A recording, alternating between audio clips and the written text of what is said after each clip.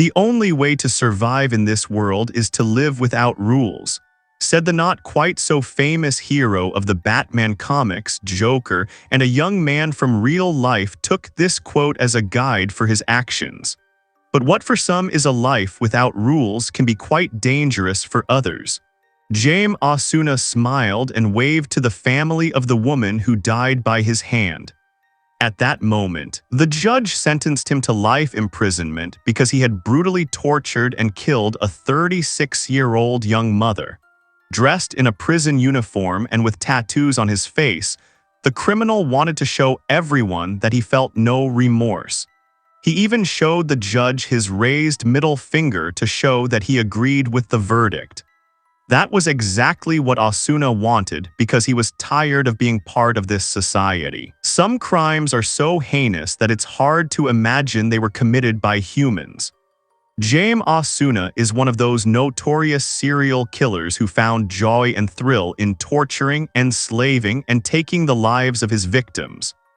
People called him the real Joker and the man with 1,000 faces because of his numerous tattoos, including the Joker's famous smile and the pentagram on his forehead. Many believed that the real Joker's criminal activities in adulthood were due to his difficult childhood. Jaime Osuna was born on March 7, 1988 in Bakersfield, California. His mother, Michelle, was only 19 years old at the time, his father 21. The relationship between the parents could not be called normal. The man was very violent and often beat his pregnant wife. When Michelle was 9 months pregnant, he kicked her so hard in the stomach that the baby was affected. The young woman forgave the child's father for the incident and they continued their relationship, but a visible reminder of that day remained for life. Little Jaime was born with a noticeable scar under his eye. The child's father finally left Michelle when his son turned 1 year old. The young woman was left with 2 children in her arms with almost no means of livelihood. But she was not alone for long. Michelle started dating a man named Jeff, soon married him, and moved with her 2 children into her husband's house. As it turned out, Jeff also had a son from another relationship, but the new friend wanted Michelle, not her children, and so it was very noticeable how intolerant he was towards the 2 estranged offspring he had to support. Jeff clearly hated both boys, but for some reason it hit the younger Jaime the hardest. One day, the newlyweds and their children returned from a fishing trip. Little Jaime was very tired and started to cry and be moody. Jeff tolerated the boys' antics for a while, but then he got so angry that he turned around, opened the door, and pushed Jaime, who was still strapped into his car seat, out of the moving car. Michelle got a huge fright because she saw a truck driving right behind them. Luckily, the seat landed upright and didn't hit the roadway. Jeff stopped the car so the mother could go back and rescue the child, but refused to take Jaime to the hospital as he had no visible injuries. According to Michelle, he wouldn't even let her drive herself. However, as Jaime got older, doctors determined that he had suffered minor brain damage from the incident. Jaime was still very young when his stepfather tied him to a tree outside for some misbehavior and whipped him with a rope. This time, Michelle didn't stand for it and called the police. It was the only time she intervened because she felt Jeff had misbehaved. Strangely, the woman hadn't felt that way before when her son was thrown out of the moving car. Jeff managed to untie the child, and when the police arrived, he tried to justify himself by saying it was just a joke, they were just playing. But the red marks on Jaime's body told a different story. Jeff was arrested and charged with abuse. However, a few days later, the man returned and everything started all over again. By now, he and Michelle had 2 children together who were treated very differently by the man, and Jeff couldn't accept his 2 stepchildren. It seemed as if the boys annoyed him more every day. Once, in a fit of rage, the man threw a fork at Michelle's eldest son. The fork didn't do much damage, but the boys' grandparents found out about it. They were shocked and, luckily for Osuna's older brother, took him in. But Jaime himself was left behind because, for some reason, the grandfather didn't like his youngest grandson either. The boy had to endure his stepfather's anger and abuse throughout his childhood. Michelle said Jaime was very loving and affectionate, but for some reason the others didn't like him. When the child tried to go to his mother and hug her, his stepfather got really angry. When Jeff scolded him, he wouldn't let the child eat or would put his plate on the floor like a dog. Michelle was very worried. She felt sorry for her son, but she couldn't intervene as she herself was very afraid of her husband. He had hurt her more than once too. Jeff regularly told her that he would punish her if she ever tried to leave him. One day Michelle couldn't take it anymore, packed some of her things, took the children, and left the house. Her husband caught up with her immediately, beat her, and sprinkled salt on her so that she would remember the lesson for a long time. At school, Jaime was a withdrawn, unsociable child, but none of the teachers asked what was wrong with him.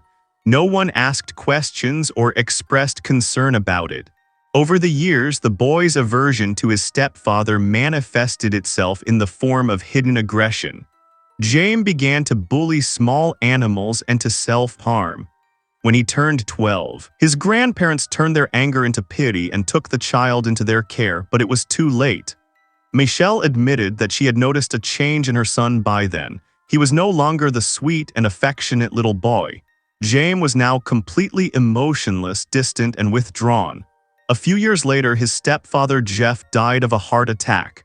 As a teenager, Osuna caused his grandparents a lot of trouble.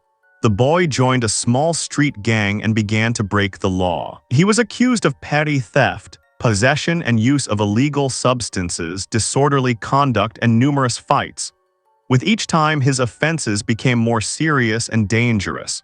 Furthermore, at the age of 15, Jaime himself began to use illegal substances. One day, Jaime had a disagreement with another student at school and stabbed him during a fight.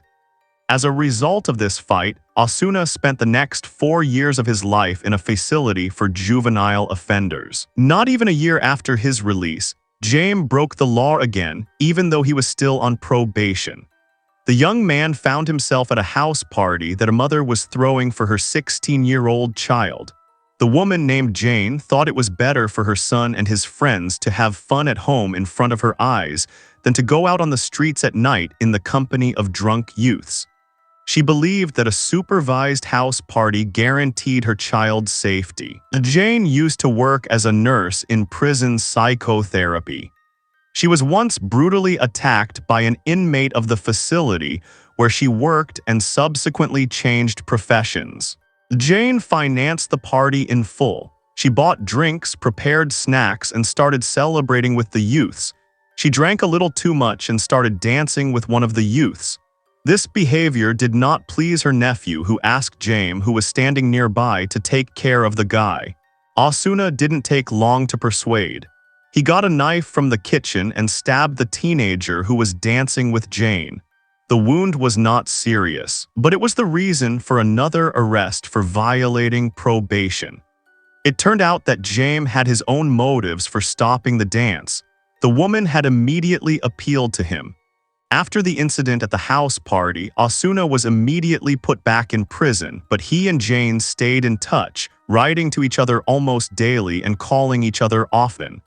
They described themselves as good friends who had an age difference of 17 years. Jane explained that Jaime was very intelligent and she enjoyed talking to him. She described him as a gentleman who liked to talk about philosophy and psychology.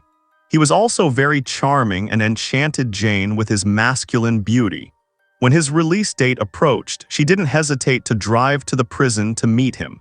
Jaime had gotten several tattoos on his face during his incarceration, including the Joker's smile. For Jane, he was already an interesting person, and the tattoo gave him a certain mystique and uniqueness. The young woman said she never took the man seriously but just had fun with him. After they were released from prison, they went straight to a motel, paid for the night, and had fun like two adults. A few weeks later, Jane found out she was pregnant. She hadn't considered Jaime as the father of the child at all, especially not after the tattoos he had gotten on his face. But Osuna was actually in love with Jane, and that made the woman reconsider. She decided that Jaime might be a pretty good father and that she should try to give him a second chance. It was Jane's fourth child, and it was in her best interest to settle down, take this young man seriously, and give him a chance.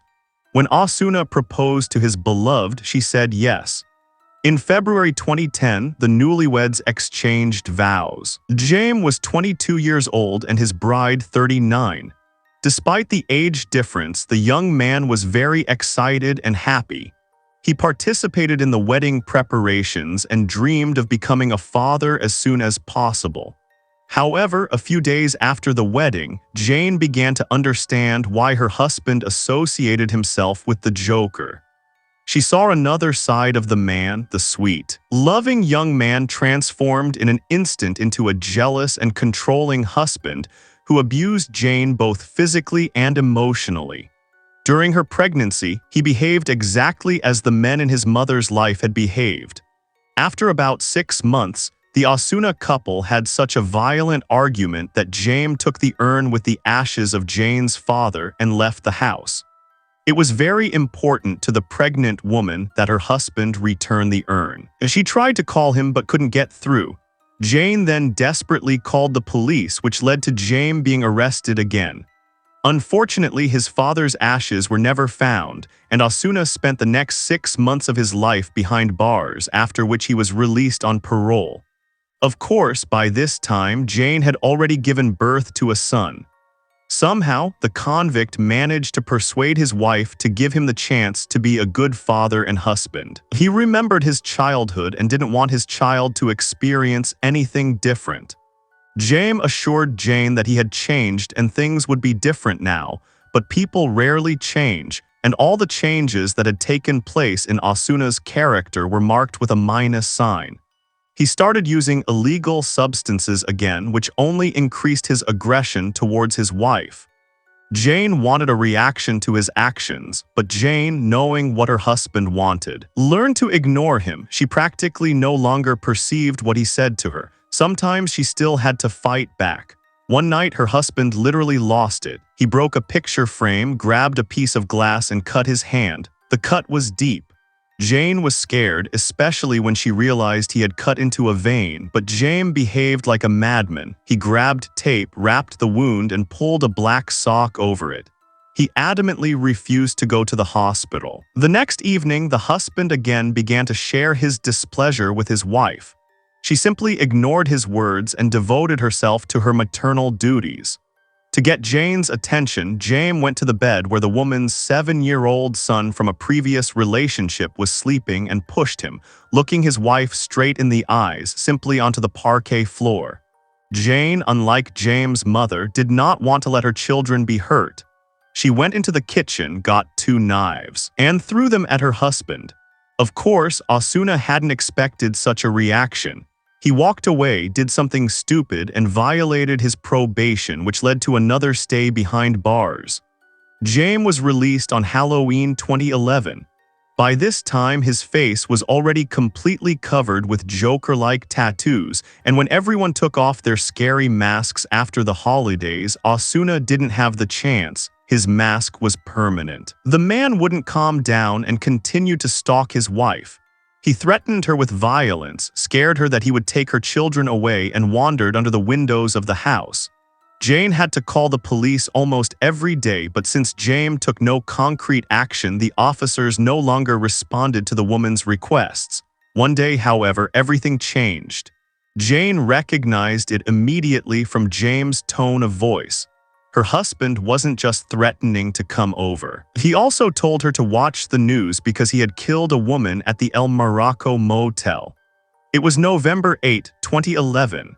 Jane called the police again, knowing that her husband was capable of going on a rampage. She explained to the dispatcher that Jaime Osuna was a real psychopath and that he was talking about a woman he had allegedly stabbed in a motel room. She asked them to check the information as she feared the victim might need help. But the police did nothing as they considered it another provocation from Jane's deranged husband. 5 days after her phone call with Jaime, Jane turned on the news and saw a report that an employee of the El Morocco motel had discovered the body of a woman in one of the rooms. The victim was 36-year-old Yvette Peña, a mother of 6. She was a Sunday school teacher who had recently become addicted to illegal substances and was struggling to overcome her addiction. Yvette Peña's childhood was no less difficult than Jaime Osuna's.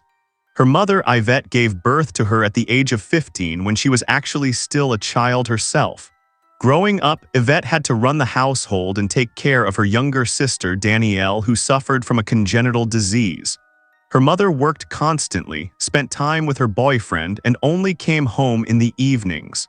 Due to this neglect, both girls were abused by their mother's boyfriend. But even that didn't make the woman worry about her daughter's well-being. She didn't believe Yvette's words and thought she was just looking for attention. Yvette couldn't cope with the painful experience. She started drinking alcohol to hide her pain. At the age of 16, Yvette gave birth to a son. At first, everything went well. She had several more children, but in 2004, she started taking psychostimulants and her life went downhill. Soon, Peña lost custody of her children. In 2011, Yvette was arrested for possession of illegal substances and gave birth to her sixth child in prison.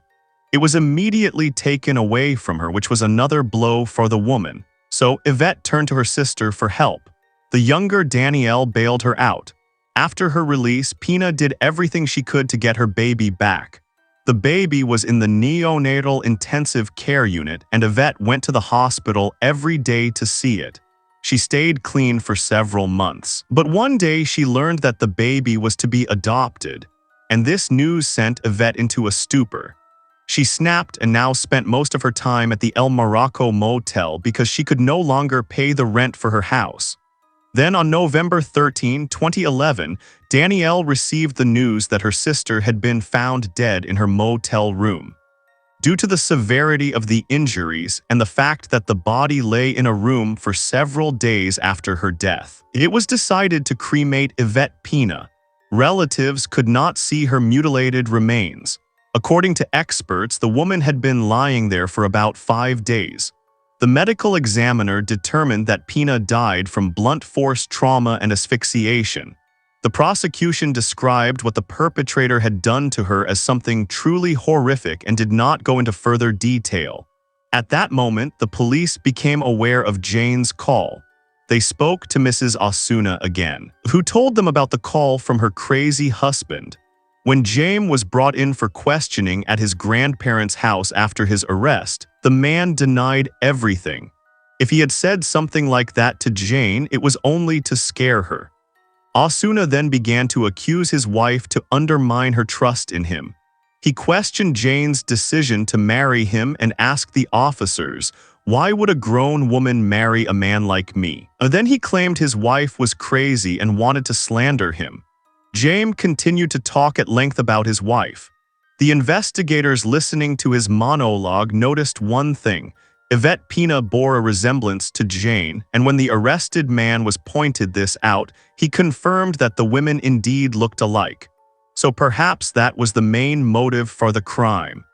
It is possible that Osuna decided to take out his feelings and contempt for Jane on a similar woman. After this assumption, Jaime refused to speak to the police at all. He was taken into custody and brought to the county jail. But even from prison, Osuna continued to stalk Jane. He called Child Protective Services several times trying to get her children taken away. When she blocked his number, he began to harass her through acquaintances. Once, he sent his wife a package with a dead rat in the mail. The man kept telling Jane that she wasn't safe if he was in prison. Once, he was caught trying to organize retaliation against his own wife. He was caught passing a letter to another prisoner. The letter contained Jane's address and instructions on how to get rid of her. Once, Mrs. Osuna actually ended up behind bars after her son told someone his mother had hit him. It is not known if this was actually the case or if the father had somehow encouraged his son to tell a lie. When Jane was being taken to court in a prison bus, she was attacked by another inmate. It later turned out that Osuna had instigated the Latina to commit a crime against his wife in exchange for illegal substances. The guards managed to separate the women before either of them was injured. The charges against Jane were eventually dropped, and she regained custody of her youngest child, son Jaime. However, this also affected her other children who were given to their biological fathers. Osuna also ruined his spouse's life and still got away with it. While awaiting trial in prison, Jaime admitted that he had seen Yvette on November 13, but she was still alive. What happened to her after that, he does not know. Osuna publicly expressed his hope that the Peña family would soon find the real villain. He did not admit his guilt, even when he was told that Yvette Peña had already been dead for 5 days on November 13, and therefore he could not possibly have seen her. But Jaime stuck to his story. Osuna said that people came to the motel to buy and use illegal substances, and that the rooms at the El Morocco were intended for intimate services. The man even gave the authorities the names of other people who were there and might have had something to do with Yvette's death. Jaime was denied bail, so he remained behind bars. His trial was postponed so many times that he eventually spent 6 years in prison without a conviction. The date for the start of the trial was set for March 27, 2017, but before that, on March 24, Osuna gave an interview to a journalist and shocked her with his candor. By this time, his entire face was covered with tattoos, and Jaime looked like the real villain he was. Osuna called himself the Joker and the man with 1,000 faces. He constantly added new tattoos that made him almost unrecognizable. Each new tattoo changed his appearance, sometimes subtly, sometimes drastically. The difference between his current appearance and that of 10 years ago was striking. The reporter sat only a few feet away from the criminal and couldn't take her eyes off his face. She listened as Jaime told her the gruesome details of the massacre of Yvette Peña at the El Morocco motel. The journalist said the information was so disturbing that she didn't dare to reveal it because she didn't want the deceased's family to live with the pain of learning about it. Osuna pleaded guilty to all charges against him. He enjoyed what he experienced when he took the woman's life. If he got the chance, he wouldn't hesitate to do it again. If he were ever released, he would reoffend and take another life. Jaime compared the massacre to using illegal substances to addiction. He would rather kill someone than spend the night with the most beautiful woman in the world. Osuna also confessed to the reporter that Yvette Peña was not his first victim. There are a few other people who have suffered at his hand, but since he cleaned the crime scene well, no one can ever connect these victims to him. In Yvette's case, Jaime left his fingerprints and DNA at the crime scene, which led to him. That was his intention. Osuna himself wanted to be caught because he no longer wanted to be part of society. The prisoner didn't mind spending the rest of his days in prison. The only thing he feared was the death penalty, but for that case, he had thought of everything.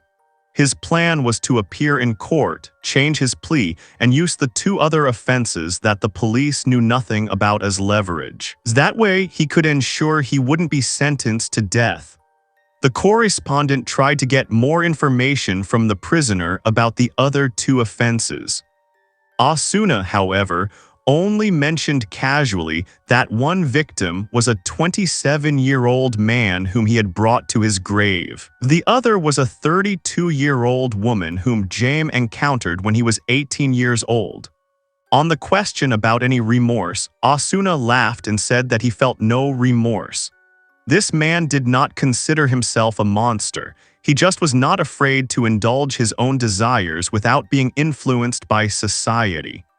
Jaime believes that he made himself who he is and is aware of the consequences that await him, but he does not regret it. He stressed that he would not enter into any deals to save the Peña family from a prolonged trial where heinous photographs would be shown.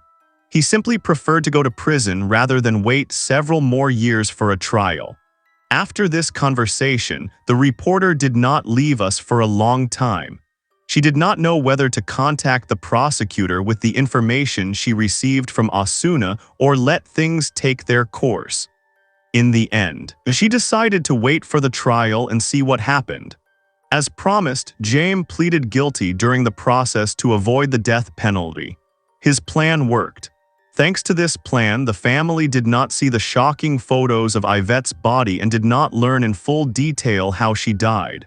The prosecutor had to accept this as he believed it would be difficult for the family to hear all the horror.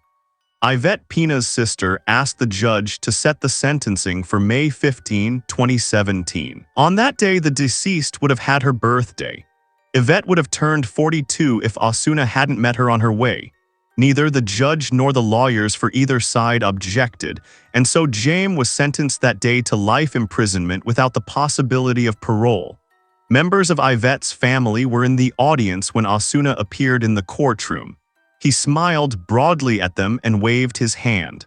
This was perceived by all present as a mockery of the victim's family. During his incarceration at the State Department of Corrections and Rehabilitation, Jaime often wrote something in blood on the walls of his cell. Osuna was later transferred to Corcoran State Prison in California.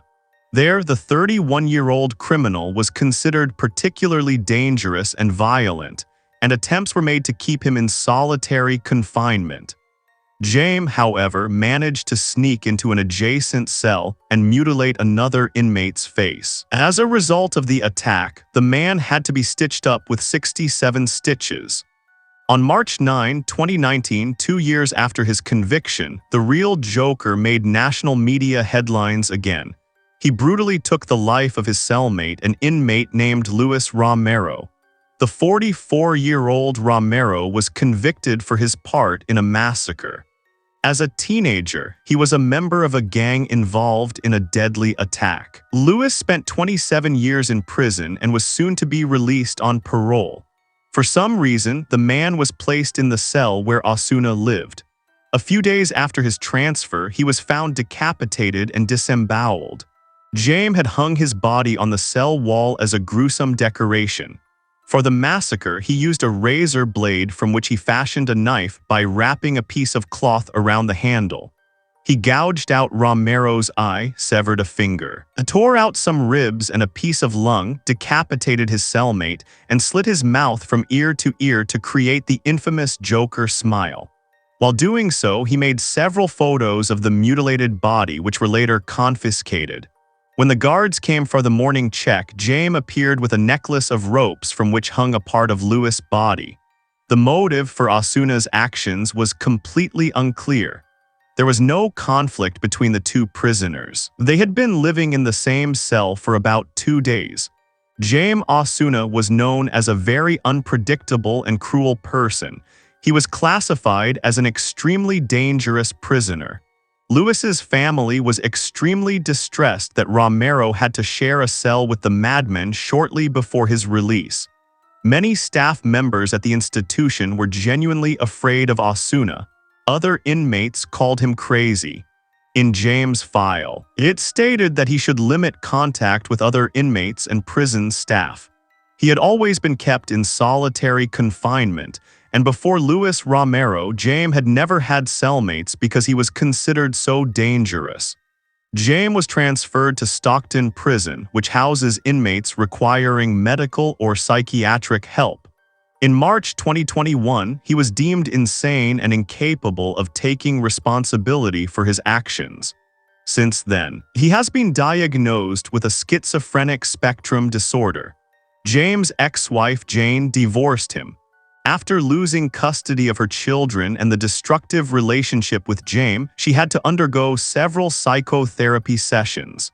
Jane often wondered why her husband directed his anger and aggression at Yvette Peña, a woman who had much in common with her.